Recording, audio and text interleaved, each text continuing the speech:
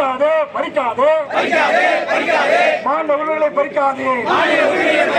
குறைந்தபட்ச சம்பளம் 26,000 அமல்படுத்து. 26,000 அமல்படுத்து. உரிமையை பறிக்காதே. வேலை கொடு வேலை கொடு. வெல்லட்டும் வெல்லட்டும் வெல்லட்டும் வெல்லட்டும். நாடு தழுவிய போராட்டம் நாடு தழுவிய போராட்டம் நாடு தழுவிய போராட்டம் நாடு தழுவிய போராட்டம்.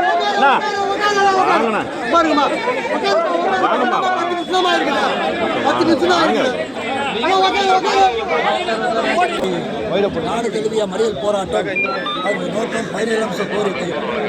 இந்தியாவில் 22வது வேளாண் என்பதை ஆட்சியாளர் புரிந்து கொள்ள வேண்டும்.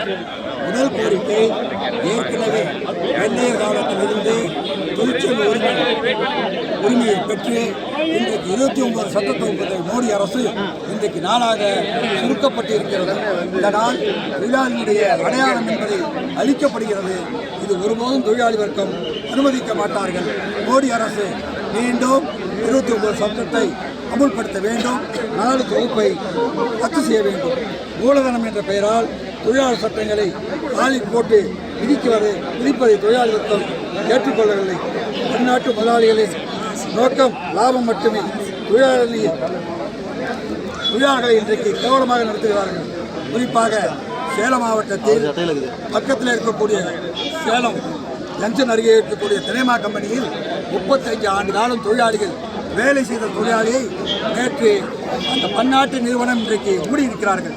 ஏற்கனவே தமிழக அரசு மூடுவதற்கு அனுமதி கொடுக்கவில்லை. மாவட்ட ஆட்சியர் அழைத்து அந்த மில்லை திறக்க வேண்டும் என்று சொன்னார்கள். அதையும் கேட்கவில்லை. சேலத்தினுடைய அமைச்சர் அவர்கள் கூட இந்த ஆலையை நீங்கள் மூடக்கூடாது என்று சொன்னார்கள். அதையும் கேட்காமல் பன்னாட்டு அந்த நிறுவனம் இன்றைக்கு 500 குடும்பங்களை நெருக்கடியாக நிறுத்தி இருக்கிறது.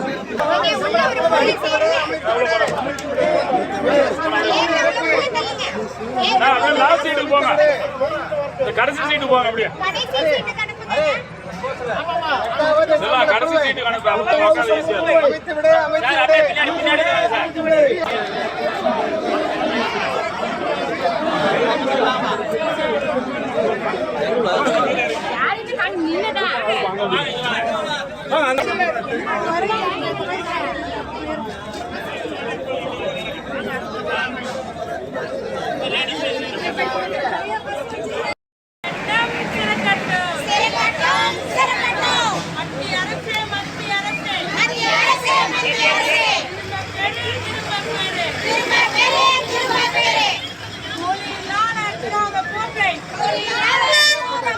திருத்தப்பட்ட 4 சட்டம்